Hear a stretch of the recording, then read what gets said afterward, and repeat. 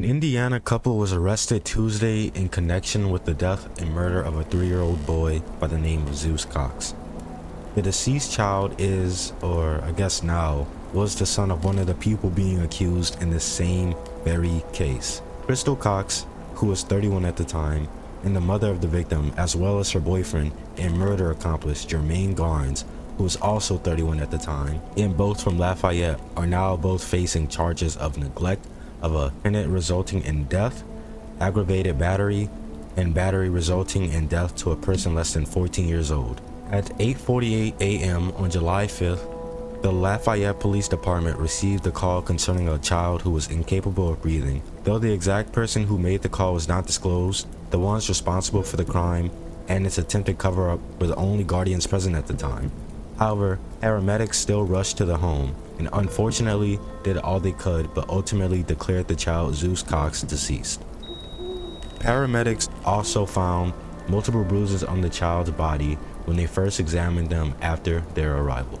This sparked the investigation that led to the home of a now late Zeus, and when questioned, Cox said the bruises were the result of Zeus falling on concrete in the backyard and then later running into a table a day before his death. And because he didn't receive any adequate attention or treatment for his physical damages, he succumbed to his injuries. The accused couple was also questioned on whether they ever used a belt on their child. Jermaine Garnes responded by telling the police that though he had used a belt on Zeus's bottom, the bruises were definitely the result of him falling off a bike a week before his death. Which, if you were paying attention to the testimonials of the two believed killers, you can tell how these two statements do not add up.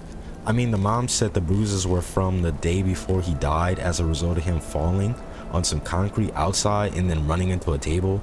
But then the stepfather gave a different story saying how Zeus fell off a bike a week later and that's why his body was bruised. And if you watch any form of murder show or murder mystery or anything surrounding that, people who have contradicting testimonials only give detectives the motivation needed to continue their investigation, which they did. Furthermore, because of this continued investigation, it did come to light that there were messages between Cox and Garnes referencing the bruises left on Zeus on June 29th.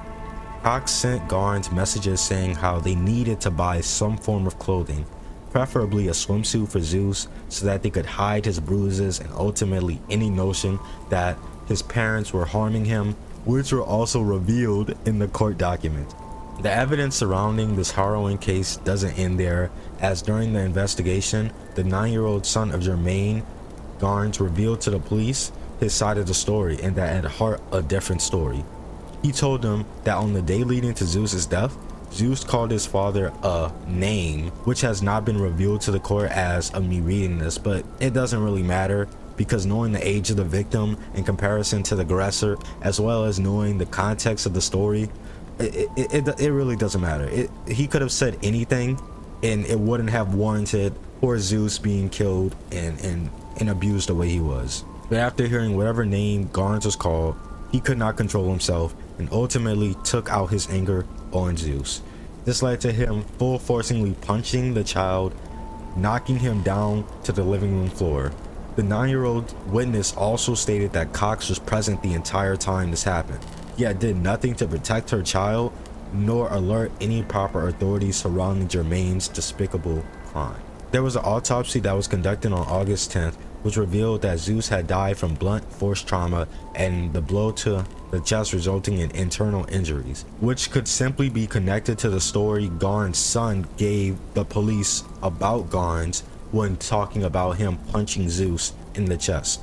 The victim also had cuts on his kidney, small intestine ruptures, rib fractures, and internal bleeding, which the coroner determined was not due to any form of accident. Investigators also found that Crystal Cox, the neglectful mother, actually confided in a friend about the truth of what happened the very same day of her son's death, saying her boyfriend, Garnes, killed the child, adding that she was going to get in trouble for covering it up. She was not the only one who confided in someone, as Garnes did the same with his mentor, telling him that he thinks he killed Zeus. What makes it worse is that Garnes already had prior convictions of assault or assault and battery in 2008. He had domestic battery in 2010, and public intoxication in 2013, meaning that Mrs. Cox allowed a man convicted of domestic assault, abuse, and having drinking problems into her house. And unfortunately, she paid the price for her grave mistake.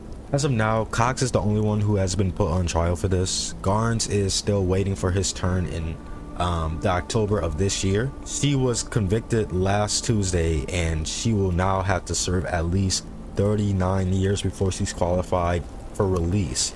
Although she has already obtained more than a year in her pre-existing sentence time since first being incarcerated on August 17, most likely a result of some form of physical altercation, as her track record shows that she does struggle with anger management. And if I did my math right, if she keeps her head down and doesn't continue to add more time to her sentence, which I'm not gonna lie, I heavily doubt, she won't be a free woman until around the age of 69 to 70 years old, which is kind of sad to hear for anyone. But knowing what she was responsible for, I can't say I sympathize nor completely pity her. However, there are some rumors surrounding Cox's plan on trying to seek appeal for her conviction, which I will probably be making a follow-up video along with Jermaine's trial in October. Honestly, I don't think there is much I can say that will change any minds who watch this video or know this story already. If the accusations of Crystal Cox and Jermaine Garnes are true, then it's safe to say that they are objectively despicable people.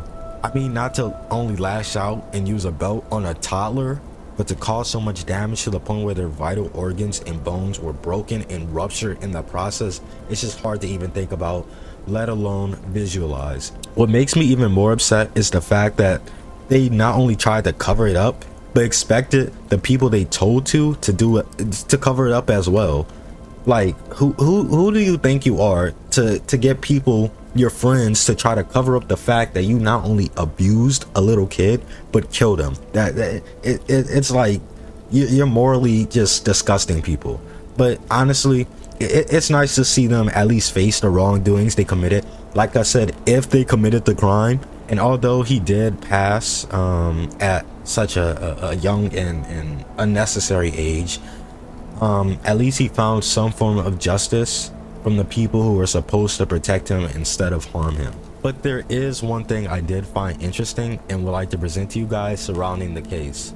This was brought to me after hearing the presiding judge of the case ask, "How do you quantify the death of a 3-year-old?" Which I quoted, which is always it's always a question surrounding sentencing a murderer. How long should they be sentenced for taking a life? Should they be given a death penalty? Should they be given a life penalty? Is that too long? But the judge found his own answer to that question. He said one way, according to life expectancy, would be 74 more years, meaning that since Juice's presumed life expectancy as a US born human was an estimated 77 to 78 years, those responsible for his death should be sentenced or would be sentenced with the remaining years Juice was estimated to live for. I haven't completely wrapped my head around the merit behind the system, but I would like to hear your takes on this in the comments. Anyways, I hope you guys enjoyed this video, or at least gained something from it. It's a pretty sad story, and I'm not surprised, because we hear about things like this all the time. People, you know, they hear their baby crying too much, so they lash out on it, or you know, they're starving their kid, or they're not in the right mind, or whatever messed up reasons people have to do horrible things to the people they're supposed to protect. But like I said, it's nothing that surprises me.